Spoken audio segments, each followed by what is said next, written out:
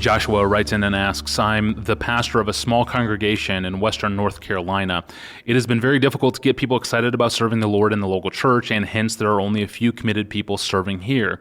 Because of this lack of interest to serve, ministry growth is being stunted. Pastor John, what advice would you give me to help people get excited about serving Christ? Well, I am really eager to say something helpful, if I can, about that, because I've seen it done badly. And I've seen it done well. And I've tried to do it myself for 33 years as a pastor. I know pastors want their people to love the church and love service and link arms with the pastor and throw themselves in with joy. And when it doesn't happen, it can be really discouraging. I've seen it done badly. My wife and I were in a church, it was probably 10 years ago, on vacation in a town.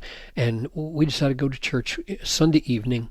And we went, and it was the most berating sermon we had ever heard. This pastor for 30 minutes was spanking his people, criticizing his people, complaining to his people, and the issue was Wednesday night attendance. And when we walked out, Noelle, my wife, never criticizes anybody. She said to me in the car on the way home, I don't think we'll go back there.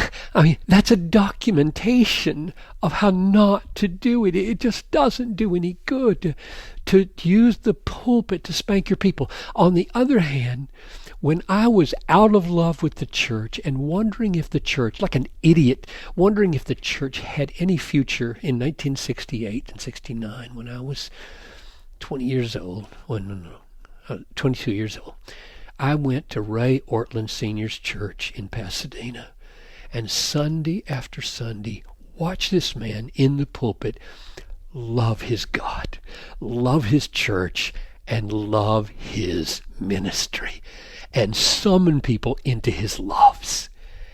And everything in me fell in love with the church. So the simple answer there was, here was a man who so manifestly exulted over the Word of God, so manifestly exulted over the church of God, and over the ministry God had called him to. How could you not want that? He was so happy in his ministry and so loved his ministry that I'm just all frustrated here in my pew, and he's happy in the pulpit. There's a way to fix this, you know.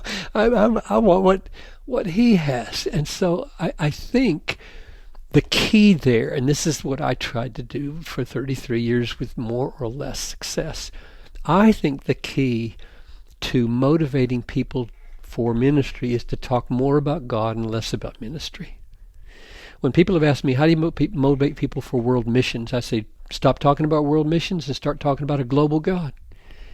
And I don't mean just talk about him. I mean love him. I mean exult in him. I mean blow people away with his vision for this world and his absolute promises that this gospel is going to be preached to all the nations, and the glories that's going to happen for this Christ when all the nations stream to him. And people don't get excited about burdens being laid on their back. They get excited about a burden lifter. They get excited about a God infinitely worthy of their allegiance and their worship. So my counsel is at the beginning of a ministry, and really, I suppose, anywhere along the ministry, put very little emphasis on programs. Put very little emphasis on activities in the church. Don't come into a church and say, okay, we got these 5 activities, and I'm in here to revitalize those 5 activities. That's just a crazy way to go about church renewal.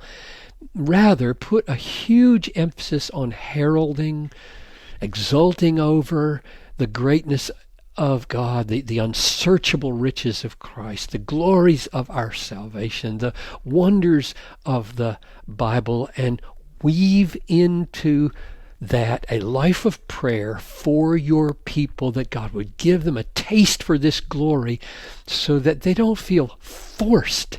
They have a desire and a longing because God has become something amazing to them. Because you really don't want any other kind of service, do you? You don't want service because you've scared them into it or twisted their arm into it.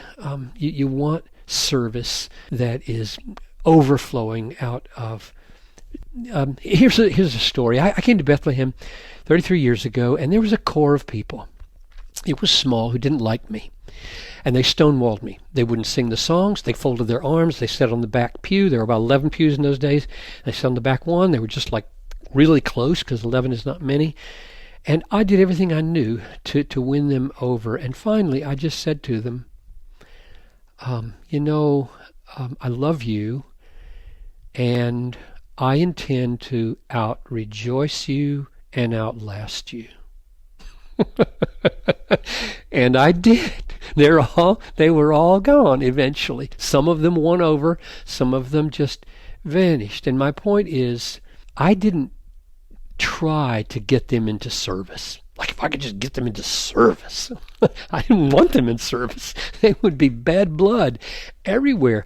I wanted them to love Christ and to love the gospel and to love singing and to love worshiping and, yes, to love me.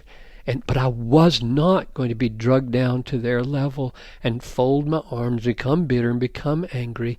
I really wanted to so exult over Christ that they would see, and I give thanks to all the ones who did, and I pray that those who left might have found it in another place. So my last word is, don't preach and teach and labor over programs and activities.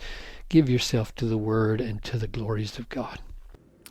Thank you, Pastor John, and thank you for listening to this podcast. Email your questions to us at askpastorjohn@desiringgod.org, and you can visit us online at desiringgod.org to find thousands of books and articles and sermons and other resources from John Piper, all completely for free. I'm your host, Tony Reinke. Thanks for listening.